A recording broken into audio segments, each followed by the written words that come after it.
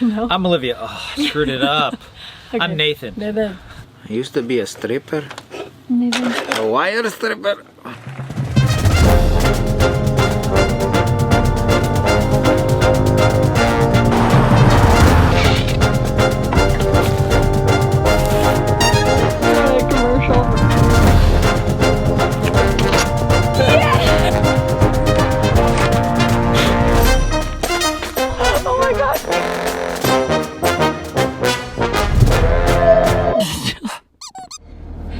It's happening.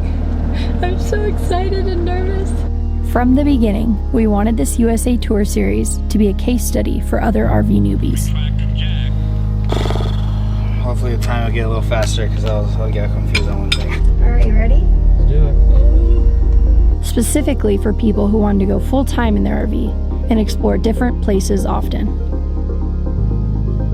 I think this thing is the sewage thing. We should ask him. Might as well. I don't know. Maybe I just peek at other people's campsites. We traveled the United States in RV this past year with zero RV experience. Ooh, I'm excited for this video.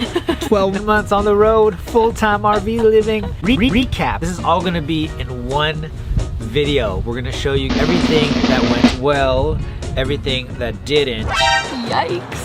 There's been quite a lot of mishaps as you have been following our channel and seeing along the way. We've had some ups and some downs. We lost electricity at 2 a.m. last night. So we decided to keep this video very simple. We've divided it into two parts. The first being what went well, and the second part being what didn't go so well.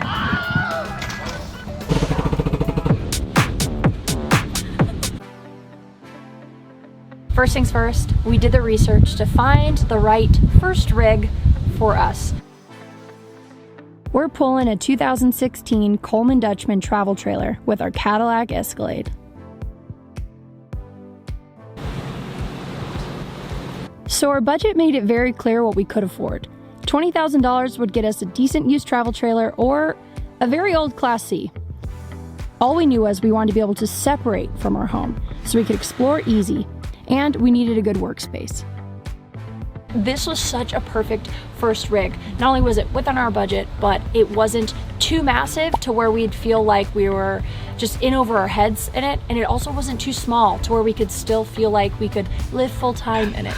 And have our personal space. Yeah, and have our personal space. And for me personally, I feel like it has everything that we've needed. And now that we have the experience in it, I know exactly what I want in our next rig and all the little things and upgrades and things that I would do. But I'm really happy with this one. Yeah, in a nutshell, people want to know, are we happy with our rig? And yes is the answer. Yes. Also, if you're wondering what the heck GCVWR is, it's basically how much your truck can weigh and how much your trailer can weigh together. We learned we need to look beyond our truck's towing capacity and pay attention to that number most. Our truck can weigh up to 7,000 pounds, and our trailer can weigh up to 7,000 pounds. And if you're wondering, how do they tow that trailer with an Escalade? Our half-ton truck does fine pulling, but we do avoid steep grades now because it's quite stressful. Upgrading our truck to a 2500 is definitely something in the works that we're saving for. And speaking of trucks, next we did everything to get our truck prepped. We got brand new snow and mud tires, we got an oil change, we got a brand new compressor for towing. You hear it? compressor! You hear it? That's it! Woo! Got our tires rotated, we even got one of those scented little Christmas trees.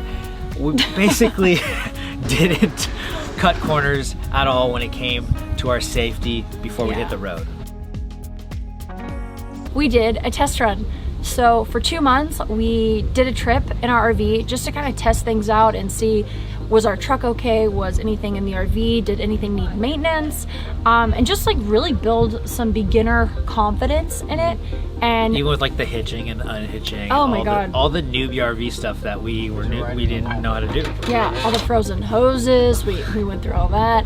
But that was massive that we did the test run. We kept within a very close range of home for that reason. In case shit hit the fan, then we wouldn't feel like stranded and we wouldn't be all the way in Florida or something like that. Yeah, it definitely set us up to have more confidence going into like the full-on year of RV living.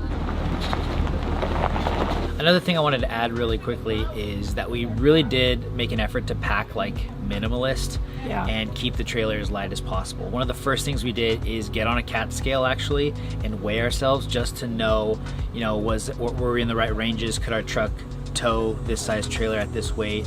11,680 pounds. Oh, that's good. And just make sure we were in the clear that way, and that immediately put our minds at ease. Yeah, I thought we were going to be way over the limit. I don't know why, which that would have been extremely illegal, but we were like 1,500 pounds under, which immediately made me feel more relaxed. So I could have the 70-inch plasma TV. No, then shut up. We only bought the essentials in the beginning. I think a lot of people, when they start RV life, they feel like they need to just go like raid Amazon and go get hundreds of products and like have everything. Gadgets. Yeah, all the gadgets. And the truth is, you figure it out on the road. We figured it out on the road. One example was like, we knew we needed a generator, and we're so glad that we had that, because when we were in Texas, thank God, that saved us. I love our Jenny. Even though we've only used it maybe 3 or 4 times, but it saved us. But there were little things, even like a surge protector. Everybody's like, you need a surge protector. That was like $115. And we waited to get one until we were like, nope, that is something that we need. But I mean, you'll go to campsites, you'll talk to people, and you only just really need the basics in the beginning. It's easy to get carried away. Stick to the essentials. Yeah. Things we do in RV life. Next, moving on to one of my favorite topics, sticking to a budget, which is something I feel like I have some experience in from my international travels, because I applied a lot of those principles to RV life.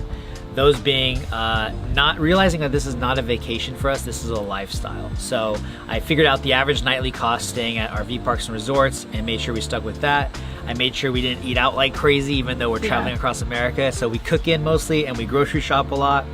And then also in those times when we have to make exceptions, let's say an RV park is out of our range and more expensive, to travel those places a lot faster, and then the places that are more affordable or under budget, slower, so we can save money that way.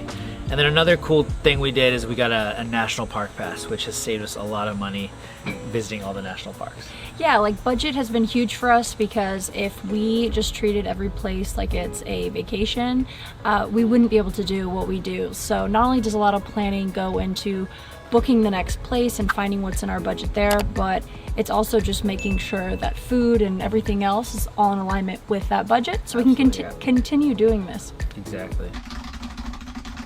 And we strategically planned our itinerary mainly around seasons, doing our best to avoid the touristy places during the peak months. The thing about us is we can't really book too far out in advance, so we really have to know where we're gonna go at what time of the year, making sure we don't drive more than 7 hours in one day either, because traveling slower is not just more enjoyable, but it's easier for us to essentially do our job and work and all that kind of stuff, and find a balance with our lives.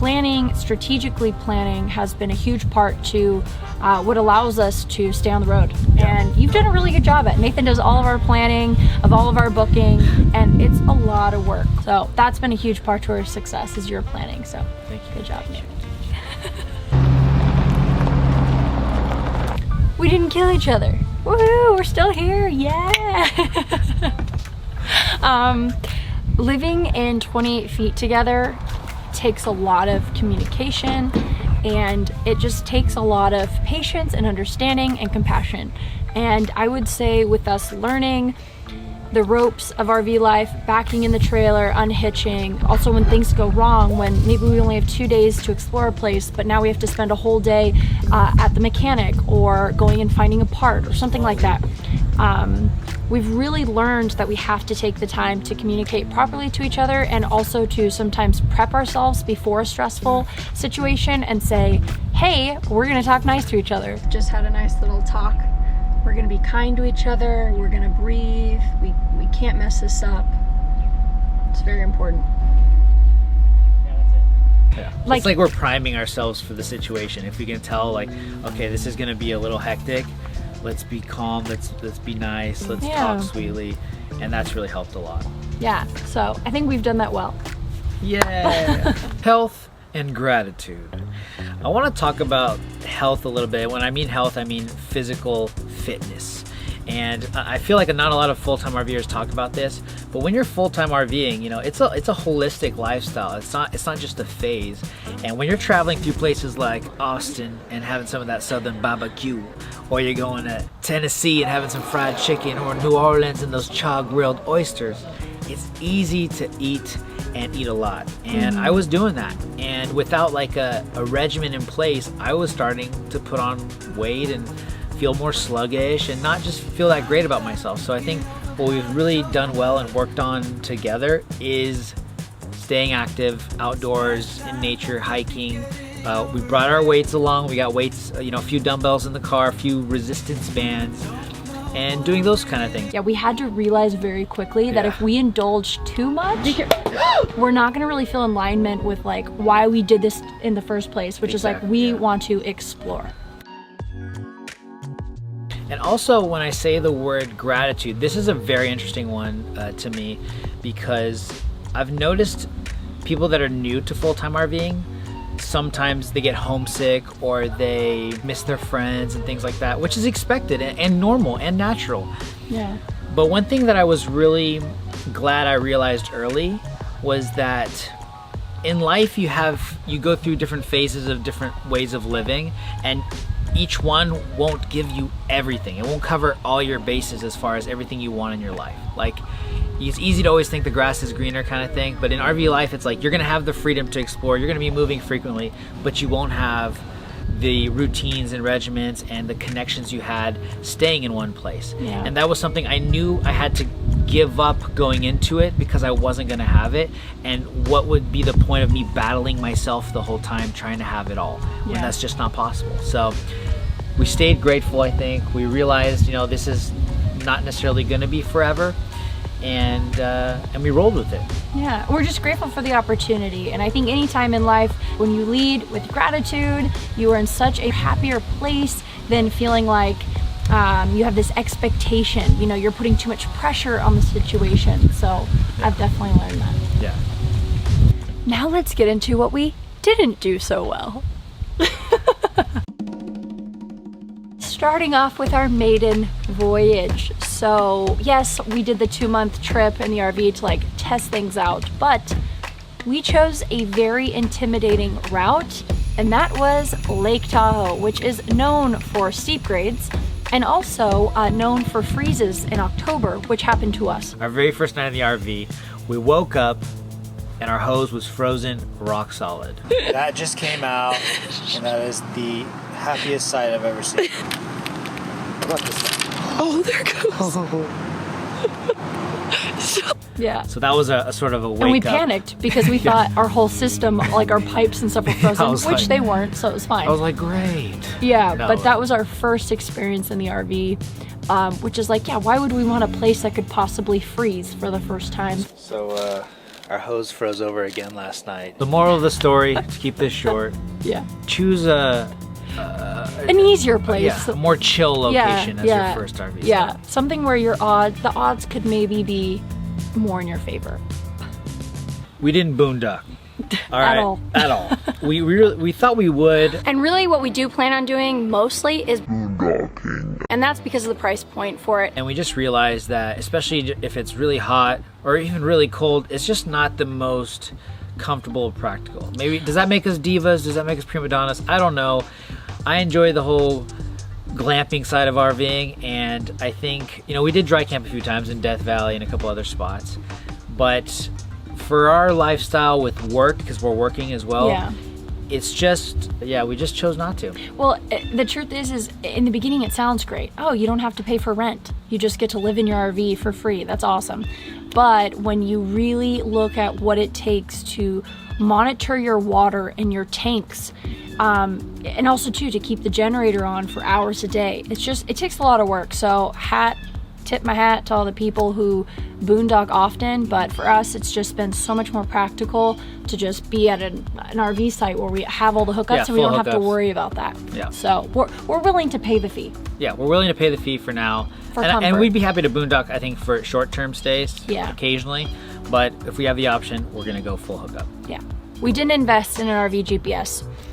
This is kind of a tough one because Truthfully, I wish that there was an awesome app out there. We've done our research and there's not an amazing app out there that exists, but from what we've read, RV GPSs are great, but they can be kind of pricey. And we did learn our lesson with not having an RV GPS and only relying on Google Maps, because what does Google Maps do? It takes you the best route for a car. It's not taking into account not only your height and your weight of your rig. Yeah. So low clearances, grades, all that stuff. And for us going on the East Coast and then also going through mountain ranges, we definitely should have had that. So note to self, invest in an RV GPS if you plan on touring the US. Which leads me to my next point. We cooked our brakes on the Blue Ridge Parkway. Literally Did we? flames. Yeah. Oh my God, there's a fire. There's a fire right there, right there. Oh, Yeah. yeah. Oh God. And I thank the Lord above that we had a fire extinguisher on board, because without it, I don't even know if we'd still be here. You know, I don't know if, I mean, we'd have to get a new vehicle or what. We'd still be here. Yeah, we'd still be here. I'm The being truck dramatic, might be but- toast. Yeah, straight home. Oh my God. And so that kind of goes back to the RV GPS thing. Yeah. Which we do have now, a couple free apps that we're using, and it's definitely helping. So ready to be out of here. I never want to go through this area again with an RV. We didn't invest in our own Wi-Fi. Might be surprising. We are people who are always working on Wi-Fi and we don't have our own source of Wi-Fi. We just knew it was gonna cost hundreds of dollars and we thought, let's just test it out in the beginning. And truthfully, we made it work. We have phone hotspots that are up to 60 gigs hotspotable data per month, which we've really gotten by on. There's only been maybe 2 or 3 times where the RV park didn't have good enough Wi-Fi or didn't have Wi-Fi that we actually had to go to like a Starbucks. We have to mention, we have a Wi-Fi extender that enhances the signal. Yes. And that's helped too. And yeah, that has helped actually significantly. So yeah, maybe 3 or 4 times that it hasn't worked out, but I would say again, if I could go back and make it perfect, and we also had more of the funds at the time to do it, we would have obviously invested in better Wi-Fi. But we've relied on Starbucks, like you said. Yeah, it's worked. We assumed the weather would be a certain way. Never assumed the weather is going to be a certain way. When we made our way to Texas, you know, me being the naive traveler that I am sometimes, I assumed, man, Texas, Austin, it's gonna be so nice and warm. It's gonna be sunny every single day. Yeah, in February, it's gonna be incredible. And lo and behold, we get hit with one of the worst apocalyptic. Snow. What do they call it? A snowmageddon. Worst snowmageddon they've seen in decades. Yeah. And we sure learned our lesson there. We made it out okay. We were lucky to actually have snow tires on our car and a generator and enough propane, so we did all right. We fared well, and we had support from also all the other RVers in our RV park. But never assume that the weather's going to be a certain way, and always double check the weather if you're unsure. We didn't carry extra gas, and we got greedy and ran out of gas in the Salt Flats on our trip from just purchasing the RV coming back home. Yeah. So here we are. Utah. We're in Utah. In Utah, here we are, absolute noobs, driving the RV for like, it had only been maybe 20 hours or something, our first 20 hours in it. And I'm looking at the gas gauge and I see that there was no sign to let us know. And yeah, long story short, we got all locked up and we ran out of gas. Lost gas. We're only like 5 minutes away. I would just, after this pull, I would turn a little bit to the right. Maybe an emergency brake or something's happening. Okay, so turn to the right. Yeah, slow down. Brake. And we had AAA come and find us. But ever since that happened, it's never happened again because we always carry a canister in the back, always full of gas, just for that reason. We tried to see too much.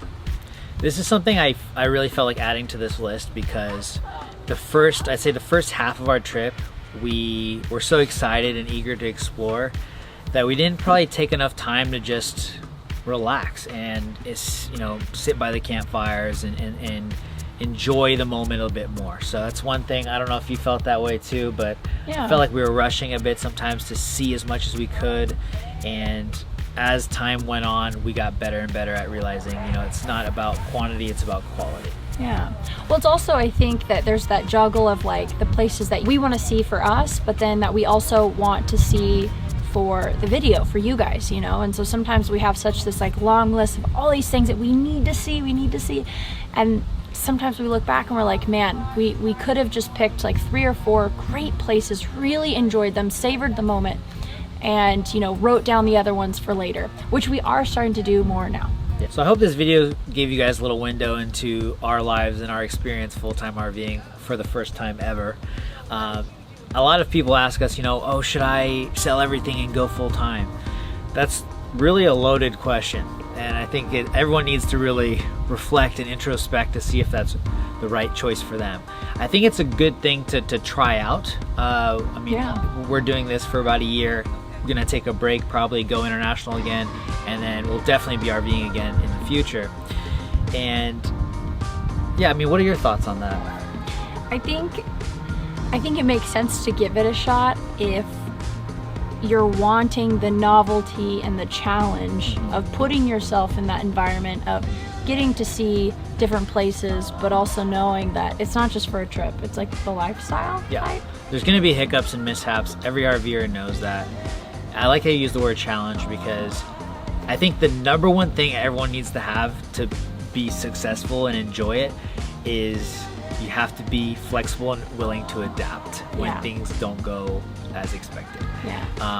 But you know what, I have to, this is what makes me so stoked about RV life, is there's literally nothing like it. If you want to travel the United States at length and see a lot of places within this lifestyle cost, this budget, there's no other way to do it but to There's RV. nothing like it. I mean, if I were to jump from Airbnb to Airbnb, or even couch surf or whatever it is, it's like you don't have the same freedom. We wake up every day in the same bed. We cook our meals in the same kitchen. Our toiletries are in the bathroom. We don't have to keep packing them every time our we leave. fridge be stocked. Yeah, the fridge is stocked. And you have all the condiments you need. They don't change. And if you really like a place, you can extend your stay. If you don't, you can move on.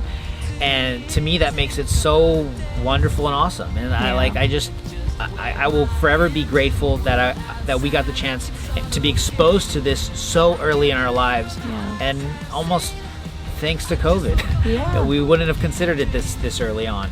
So hope this helped you guys. If you have any questions, like always, reach out. We'll be happy to answer them. Do it in the comments. To the best of our ability. You know, we're not experts by any means. You know, we're not seasoned RVers, but we're learning as we go, and we're loving it.